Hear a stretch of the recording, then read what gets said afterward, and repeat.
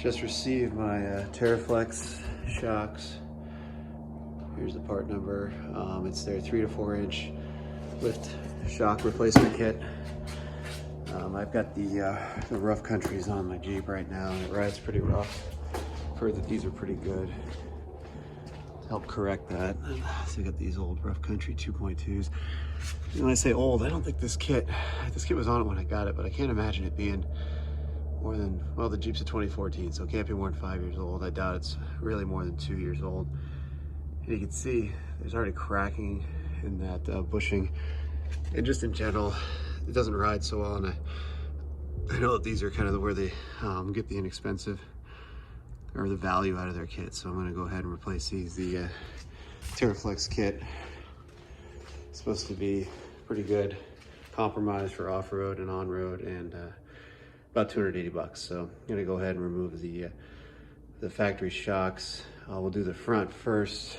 I'm gonna lift the vehicle up a little bit, not get the wheel off the ground, but lift it up a little bit just to relieve some of the compression on the shock. So for the rough country shocks, it's a 15 millimeter nut up there that you just have to take off, and 18 mil down at the bottom. Definitely having a little bit of see the tires still on the ground, but having the preload off it definitely helps. So we've got the bottom bolt loosened up. Go ahead and take it out. I'm sure it's going to fall out, so I only got one hand on it. That's not too bad. And then we'll go ahead. You have to pop this guy up a little bit, but there it goes. Comes right out. And I remember last time I tried to take a shock out under load, it was not so much fun. So we've got this rough country shock out, and we'll go ahead and put the Teraflex one in. Here's the replacement Teraflex unit. It's upside down of how the rough country was. Got our bushing kit here. Go ahead and put that on the top. We'll release the shock first, put this on the top, slide it in. So for the retainer grommet and the washer that it backs up against, I think for the grommet, you're going to want the larger portion. It's hard to do this with one hand. So the larger portion diameter of the grommet on the bottom, or basically facing your washers, and the smaller diameter, I believe, is designed to go through the hole in the frame. So that's how I'm going to do it. And we're going to go ahead and pop this guy in. Okay, so we finally got it in.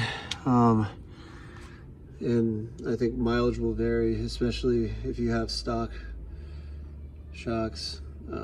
Now, I guess if you have a lift, you probably don't have stock shocks. But anyway, the rough country ones, I think because the width of this, the bottom mount was narrower on the rough country, when it was tightened, it compressed this mount point, made it a real pain to get it in.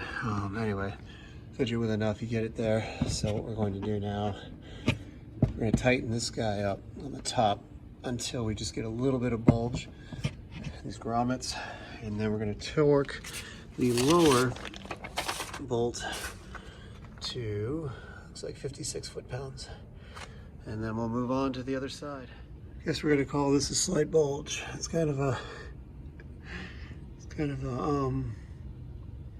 what'd you say, not very specific spec, but you can see I've got a little bit of a bulge popping out. I did want to make sure that these washers for the grommets were completely seated with the grommet, and then you can see we got a little bit of a bulge. It's not crazy smooshed.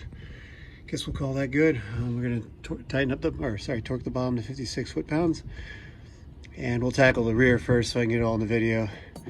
I'll hit the other front side again. Don't give up hope. May need a hammer to persuade that guy in. Just watch your threads, just so you can reuse the bolt. Because if you get too crazy, you may mash your threads. We're moving on to the rear shocks. We've got to remove these two 16 millimeter bolts up top. Then we'll take off the 18 millimeter guy down here and pull the shock out. So my hopes of getting the rear in more easily than the front were a little false again, and it may just be because of the shocks that I had on there before.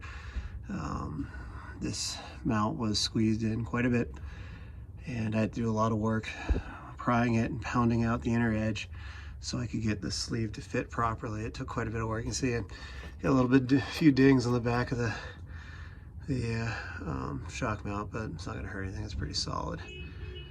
Anyway, she's in 56 foot-pounds, 37 foot-pounds at the top, and that's it. That's how you put these in. Just be prepared, depending on what you have in there, to be in for a fight. Blocks of wood, hammers, anything to pry with, they're all your friends. It's could be an easy job, could be a tough job, depending on what you got in front of you. So just be prepared.